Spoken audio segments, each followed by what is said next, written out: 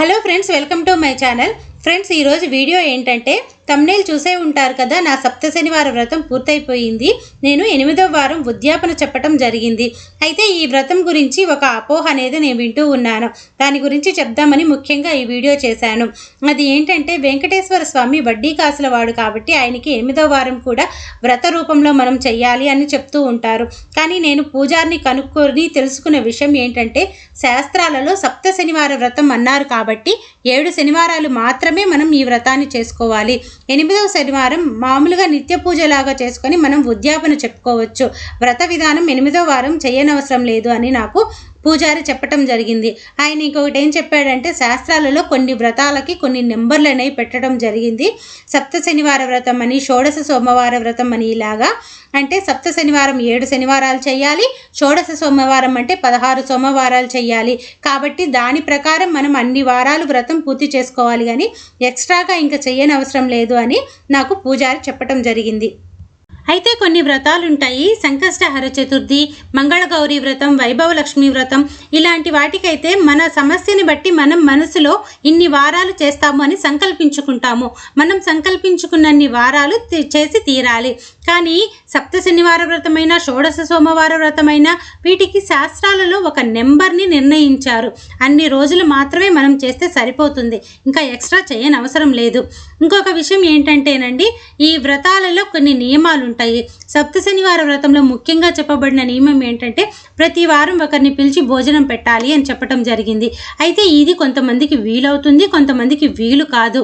అలా వీలు కానప్పుడు ఆ నియమాన్ని చూసి చాలామంది భయపడిపోయి వ్రతం చేయటానికి వెనక్కి తగ్గుతూ ఉంటారు. కానీ అలా ఎవరూ చెయ్యొద్దండి. నేను కూడా ఆ నియమాన్ని చూసి భయపడి వెనక్కి తగ్గిందాన్ని. 2 సంవత్సరాలు నేను వెయిట్ చేసి భయపడి చేయలేక ఆగిపోయాను. కానీ ఈ సంవత్సరం తప్పకుండా చెయ్యాలి అని సంకల్పించుకొని ఈ వ్రతాన్ని చేశాను. ఒకవేళ మీ ఎవరికైనా 7 వారాలు భోజనం పెట్టడం వీలు కాకపోతే అయినా సరే మీరు వ్రతాన్ని ప్రారంభించండి. చివర్లో ఏం చేయాలంటే, 8వ వారం ఉద్యాపన చెప్పుకున్న రోజు మీ శక్తి కొద్దీ వెంకటేశ్వర స్వామి గుడికి వెళ్ళి పూజారికి స్వయం పాకదానం ఇచ్చేసి రండి. అది కూడా 7 వారాలు మనం ఒక్కొక్కరిని పిలిచి భోజనం పెట్టిన దాంతో సమానమే అవుతుంది. నేనైతే అదే చేశానండి. 7 వారాలు వ్రతం పూర్తి చేసుకొని 8వ వారం నా శక్తి కొద్దీ పూజారికి స్వయం పాకదానం ఇచ్చేసి వచ్చాను. స్వామిని అడగటం కూడా జరిగింది. ఆయన కూడా ఇదే చెప్పారు, ఏదైనా ఒకటే అవుతుందమ్మా, మీరు నియమాలకు భయపడి వెనక్కి తగ్గద్దు, స్వామి మీద భక్తితో వ్రతాన్ని మొదలుపెట్టి పూజ చేసుకోండి అని చెప్పాడు. అయితే దీనికి నేను స్వయంగా అనుభవించింది ఏంటంటే, ఒక్క రోజు కానీ ఈ వ్రతాన్ని మొదలు పెట్టారు అని అంటే 7 వారాలు ఆయనే మన వెనకుండి వెంకటేశ్వర స్వామి నడిపిస్తాడు. మనకి ఎలాంటి ఆటంకాలు రాకుండా మన వెనకుండి ఆ వ్రతాన్ని ఆయనే పూర్తి చేపిస్తాడు పక్క నుండి. అంత గొప్ప వ్రతం, సాత్వికమైన వ్రతం, ఎలాంటి హంగులు ఆర్భాటాలు లేకుండా మనం చాలా పద్ధతిగా చేసుకోగలిగిన వ్రతం.